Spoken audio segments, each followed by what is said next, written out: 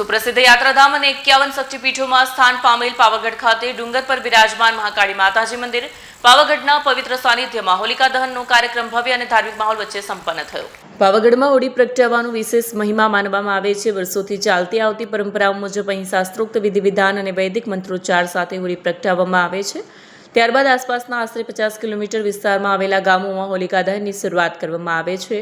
આ વર્ષે પણ સોમવારના રોજ સાંજે 6 વાગ્યાના શુભ મુહૂર્તે મહાકાળી માતાજી મંદિર નજીક પૂજારીઓ દ્વારા વિધિવત પૂજા અર્ચના કરવામાં આવી. મંત્રોચ્ચાર અને ધાર્મિક સંસ્કારોની વચ્ચે હોલિકા દહન કરવામાં આવતા વાતાવરણ ભક્તિમય વાતાવરણમાં પરિવર્તિત થયું. માતાજીના જયકારાના નાદ સાથે ભક્તોમાં વિશેષ શ્રદ્ધા જોવા મળી.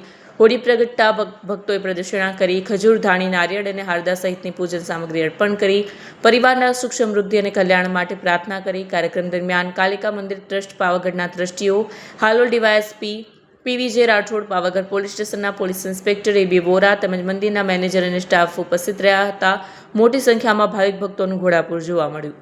વિડીયો જર્નાલિસ્ટ નરેન્દ્રસિંહ પરમાર સાથે સત્યા ટીવી ન્યૂઝ, હાલોલ.